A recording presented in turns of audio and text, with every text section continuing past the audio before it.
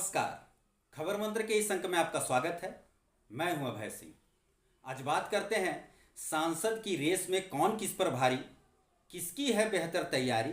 कहीं भीतर घात तो कहीं पीठ पीछे खंजर घोंपने का चल रहा है खेल।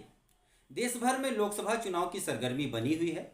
हजारीबाग लोकसभा सीट के लिए 5वें चरण में 20 मई को मतदान होना है, यानी कल मतदान होना है। यहाँ मनीष जायसवाल बीजेपी बनाम जयप्रकाश भाई पटेल कांग्रेस के बीच सीधा मुकाबला है। बाकी बचे उम्मीदवारों को वोटकटवा की श्रेणी में रखा जा सकता है। ये वोटकटवा किस पार्टी को कितना नुकसान करेंगे, ये 4 जून को पता चल जाएगा। एक तरफ बीजेपी उम्मीदवार मनीष जायसवाल को पार्टी की मजबूती, सदर विधायक के रूप में उनके द्वारा किए गए जनहित के कार्य और प्रधानमंत्री मोदी के नाम पर वोट मिलने की उम्मीद है।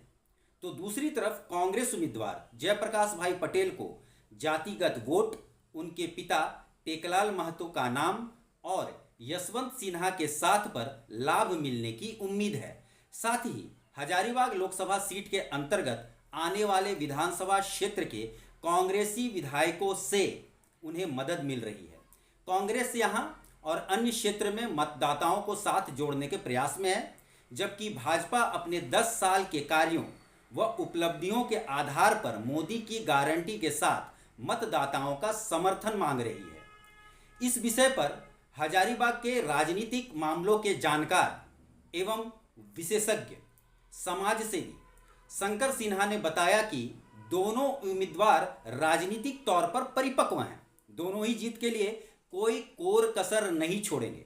जहां कांग्रेस महंगाई, बेरोजगारी और भ्रष्टाचार का मुद्दा उठा रही है, वहीं भाजपा मोदी की गारंटियों पर जोर दे रही है। लेकिन देखना होगा कि लोग मोदी की गारंटी पर भरोसा करते हैं या फिर कांग्रेस महंगाई, बेरोजगारी और भ्रष्टाचार के मुद्दे पर विजय पताका फहरा पाती है। शहर की गली गली में भाजपा के कार्यकर्ता पहुंच रहे हैं, जबकि कांग्रेस अभी तक, जबकि कल चुनाव है, बहुत जगह पहुंच नहीं पाई है। मात्र आज ही समय है। कमोबेश यही हाल गांवों में भी देखा जा रहा है। इस मामले में भाजपा ने जरूर कांग्रेस के मुकाबले खुद को स्थापित कर लिया है। चुनाव कार्यकर्ता जिताते हैं। देखिए, शायद कांग्रेस की कोई और रणनीति हो, इस पर तो कुछ बोला नहीं जा सकता है। अब बात करते हैं जयप्रकाश भाई की क्या है चुनौतियां। चुनावी पड़ताल के दौरान ये बात सामने निकल के आ रही है कि भाजपा और मोदी के नाम पर विधायक के रूप में मांडू विधानसभा चुनाव जीतने के बाद जयप्रकाश भाई पटेल अपने क्षेत्र के मतदाताओं से ही कटे बताए जाते हैं। आम चर्चा में लोग यह भी कह रहे हैं कि जयप्रकाश भाई पटेल पहले झामुमो में थे, फिर भाजपा में गए, फिर कांग्रेस ज्वाइन कर लिया। रातों रात इनकी नीतियां और सिद्धांत बदल जाती हैं। क्या गारंटी है कि इनका मन फिर न बदल जाए। इस बात को लेकर न सिर्फ ग्रामीणों में बल्कि कार्यकर्ताओं में भी रोष है। कई सभाओं में ये रोष व्यक्त की गई है। हमारा मान सम्मान रहेगा या नहीं रहेगा। आज हम लोग झारखंड मुक्ति मोर्चा का झंडा तले हैं। अपना एक पार्टी है, एक पहचान है। इस पहचान को अगर हम लोग इसी तरह बेचते रहे बीजेपी और कांग्रेस, तो हमारा क्या रहेगा। आज इस झंडा को क्यों ढोते हैं। हमारी एक पहचान है। आज हमारा वैसा आज हम बहुत बारीकी से हम जिला परिषद सदस्य भी बने हैं। जेपी पटेल द्वारा बहुत तरह का पुराने साथी लोगों को प्रताड़ित किया गया है। आज खुल के नहीं बोल रहे हैं। ठीक है, ये कब बोलेंगे हम। आज नहीं बोलेंगे तब बोलेंगे, जितने के बाद बोलेंगे। कल उनको जिता देंगे, कल तो और हमको किनारे कर देंगे। हमको प्रत्याशी से ये सवाल का जवाब चाहिए, क्या है। हमने किसी प्रकार कोयला चोरी नहीं किया था। किशनगढ़ थाना से भी कोयला चोरी का केस हम पे लगवाया। इस तरह का उन्होंने किया। क्यों? उनके भाई के पार्टी में हम थे, लेकिन उनके साथ नहीं गए। उनके साथ जो गया उनका आदमी रहा, लेकिन उनके भाई के साथ जो रहा उनका विरोधी रहा। बहुत तरह का प्रताड़ित किया गया हम लोग टाटी जरा किशनगढ़। आज इसको नहीं बोले, किसको बोले। किसको दुख लगता है, उनको प्रताड़ित नहीं किया, उनका काम किया जाए। लेकिन हम लोग हैं, आज हम शुरू से रहे हैं और रहेंगे।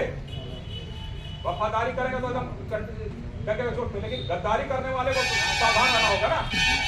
अगर गलत बोलते हैं तो उसका जवाब दीजिए हमको। अगर कोई अगर भाई उनके तरफ से जवाब देना चाहता है, हम प्रश्न करते हैं, उसका जवाब दें। इंडिया गठबंधन में प्रत्याशी का बैठक है। प्रत्याशी का बैठक है कि हमारा प्रत्याशी को हम मदद करेंगे।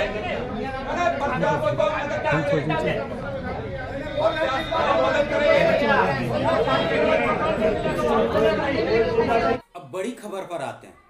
सूत्र बताते हैं कि इनके साथ घूमने वाले एक दो नेता ऐसे भी हैं जो नहीं चाहते हैं कि जयप्रकाश भाई जीते। उनकी अपनी राजनीतिक महत्वाकांक्षाएं हैं। वे चाहते हैं कि मनीष जायसवाल लोकसभा चुनाव जीते ताकि सदर विधानसभा की सीट खाली हो और वे इस सीट पर ताल ठोक सके।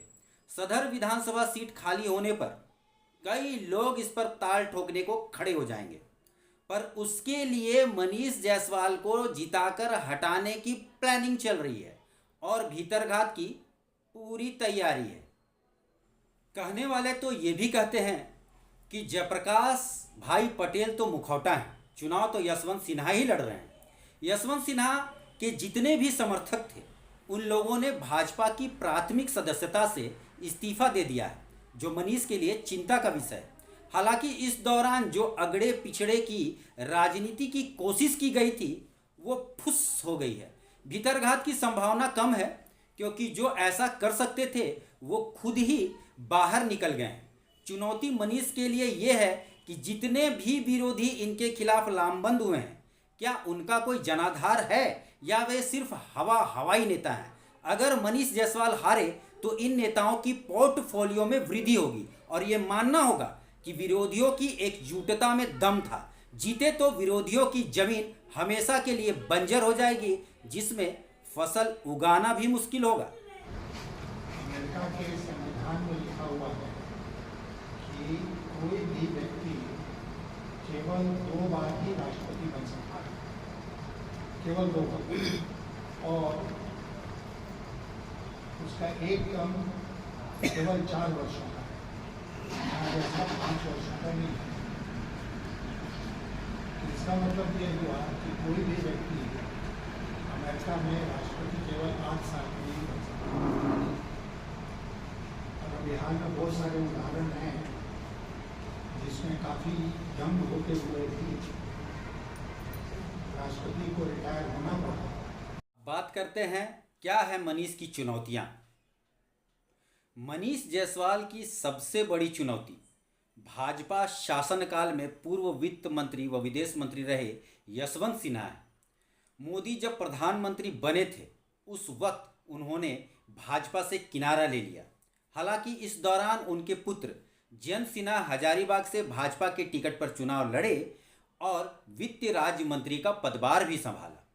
यशवंत सिन्हा इस बात के दौरान भी मोदी पर हमलावर रहे। 2024 के लोकसभा चुनाव में जयंत सिन्हा का टिकट भाजपा ने जैसे ही काटा, उनके सब्र का बांध टूट पड़ा और वे खुलकर मोदी और भाजपा के खिलाफ मैदान में आ गए। ये पहला चुनाव है 2014 की बात, इसमें कोई लहर नहीं। 2014 का चुनाव एक लहर का चुनाव, देश था मोदी जी का। 2019 का चुनाव जानते हैं, वो भी देश का चुनाव, क्योंकि उस समय पुलवामा और बालाकोट हुआ था, उसके चलते राष्ट्रीय सुरक्षा का मुद्दा बहुत छा गया और वो बन गया था एक लीडर का चुनाव। ये पहला चुनाव है जिसमें सारी कारगुजारी के बाद कोई भी नहीं। यहाँ हजारीबाग में आप देख रहे हैं, लगता है चुनाव है दूसरे तक नहीं, उधर से है ना इधर से है, कोई सरकार नहीं। Island पे भी दिया, Island पे भी दिया। तो लोग जाएंगे अपना वोट डालेंगे और मैं आशा करता हूँ कि वोट का परसेंटेज अच्छा होगा। बल्कि आपके माध्यम से मैं यहाँ के वोटों से निवेदन भी करूँगा कि बड़ी संख्या में जाएं और अपना वोट डालें। लेकिन वेट नहीं है, और वेट में जब किसके खिलाफ किया जाता है, मैं मानता हूँ कि ये रूलिंग पार्टी के खिलाफ है कि वो इस बार वेट पैदा करने में सफल नहीं हुए, जैसे कि पिछले 2 चुनाव में सफल हुए। तो मैटर ऑफ फैक्ट इलेक्शन जो मुद्दे हैं स्थानीय, जो मुद्दे हैं प्रदेश के, जो मुद्दे हैं देश के, उनके आधार पर ये चुनाव लड़ा जा रहा है। और पूरे देश में वोटिंग परसेंटेज कम होने का मतलब हुआ कि ये चुनाव रूलिंग पार्टी के पक्ष में नहीं है। इस बार का चुनाव अन्य चुनावों के मुकाबले एकदम अलग है। जाति विशेष पर ओछी टिप्पणी कर ऑडियो वीडियो वायरल कर माहौल खराब करने का प्रयास किया जा रहा है। इन नेताओं को ये मालूम नहीं है कि ऐसी खबरें सोशल मीडिया पर वायरल तो होती हैं, सनसनीखेज तो लगती हैं, पर जब सच्चाई सामने आती है तो ऐसे लोगों की जनता क्या दुर्गति करती है इनको पता नहीं है। जो दो व्यक्तियों के बीच में है और किसी एक समाज के बारे में जो है वो गलत मैसेज देता है, वो अभी चुनाव के ठीक पहले वायरल किया जा रहा है। सभी लोगों को समझने की जरूरत है कि ये चुनावी स्टंट है। ये जो दो लोग बात कर रहे हैं, इनका जो है मैं नाम का खुलासा करना चाहता हूँ कि ये एक है विनोद कुमार बिगन, ये सांसद प्रतिनिधि है, जयंत सिन्हा जी के सांसद प्रतिनिधि हैं। और दूसरा व्यक्ति है अनूप भाई वर्मा, ये भी जयंत सिन्हा जी का सांसद प्रतिनिधि है।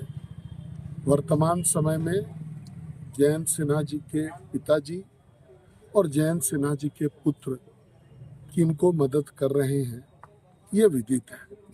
तो ये वीडियो, ये जो ऑडियो आया है, ये आपस में सेटिंग करके बना करके जो है एक गलत माहौल पैदा करने का प्रयास इसमें किया जा रहा है।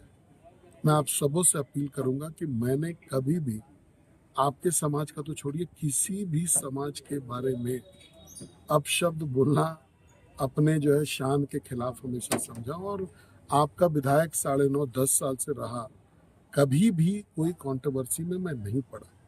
बहरहाल नेता हैं तो राजनीति करेंगे ही, और राजनीति में ये सब चलते रहेगी।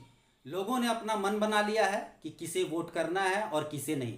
कल मतदान है, आप चाहे जिस भी पार्टी को समर्थन करते हो, अपने मत का प्रयोग जरूर करें। पहले मतदान करें और फिर कोई काम करें। अंत में यही कहेंगे कि आप मस्त रहें, तंदुरुस्त रहें। धन्यवाद।